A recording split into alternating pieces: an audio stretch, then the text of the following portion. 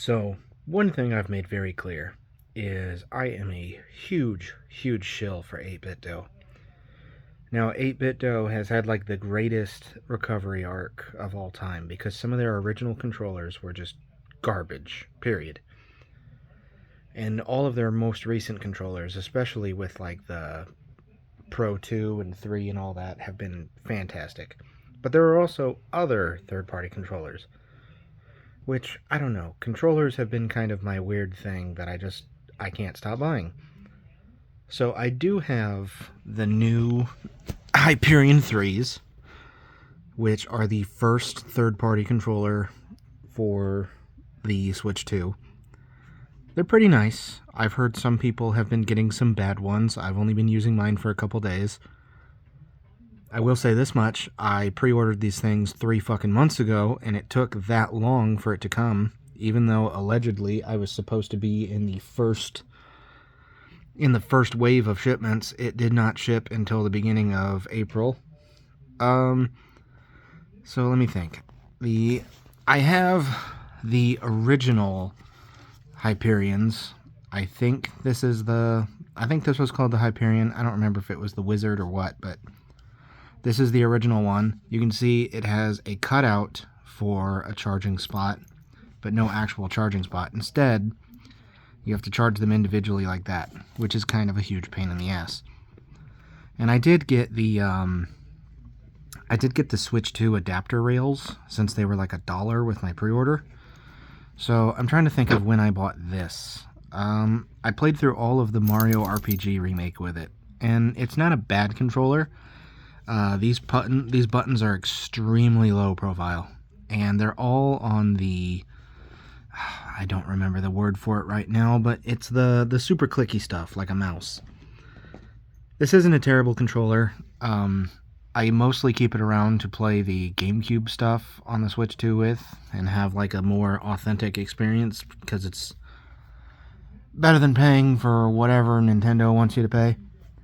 But, next, I also have one of the original cracked controllers. Now, this is the Neo S, or whatever it was called. I bought the original Nitro deck, and it was great. But the only complaint I had is the triggers and shoulders were a little loose, a little clicky. Other than that, when the Nitro Deck Plus came out, I bought that, and that pretty much lasted my Switch basically until the Switch 2 came out.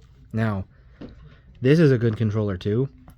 It's been demoted to my PC controller now, which, again, it would have just been put in a box if I was totally done with it. They have all kind of replaceable thumb caps and stuff for this. I don't care. I think that's a stupid idea. I think that's been a stupid idea on every controller that has it. But this is a good controller. It's a little strange to hold in your hands, and they do have a Pro controller on the way out. But for what it's worth, if you come across one of these, they're very good. And then last but not least, I have the Ghillie kit. And what's really nice about the Ghillie kit is it comes with its own carrying case that has a cheat sheet for all of the functions on it, which is really great, because one thing I will say about the new Hyperion 3s is whatever the button combination to change the RGB lighting on, it is just straight horseshit. So the one thing about the Ghillie kit is these are the guys who create all kinds of parts for controllers, like Hall effect sticks and membrane replacements and all that. And they basically just went, well, fuck it, let's make our own controller. And the really nice thing about this is it has metal sticks. And not only does it have metal sticks, but it also has that like cushioning to it that like Switch 2 controllers have. Now, this is a fantastic controller. My only problem is I just can't stop buying controllers. So this has basically become my travel controller. So anytime my wife and I go on vacations, this is the one that comes with us.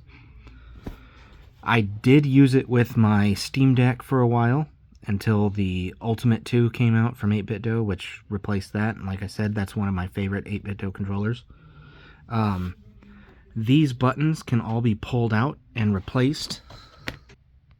Okay, my dumbass cat ran in here and started causing trouble. So, these buttons can be pulled out and replaced. If you're into that, I don't know. I've never been that guy that's been like, oh my god, what controller am I using? I don't forget.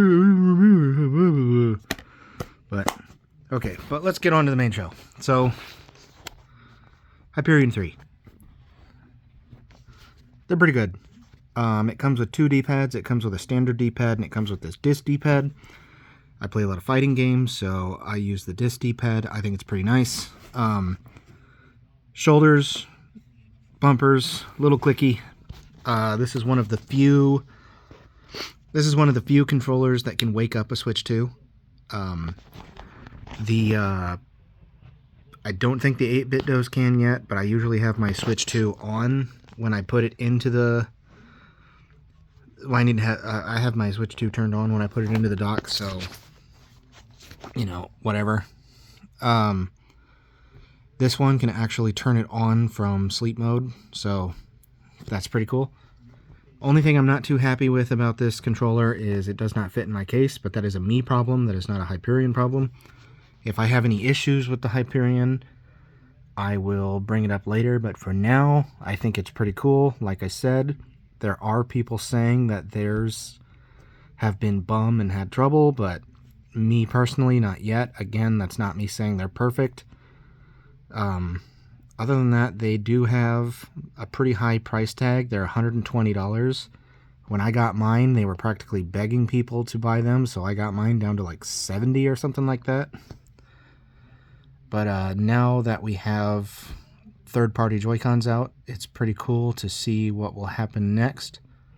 They do not have mouse mode, I will say that much.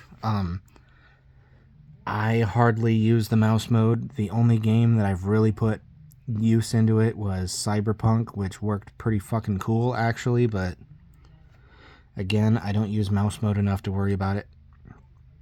I may pick up the Nitro deck too. We will see. I don't really care to right now, but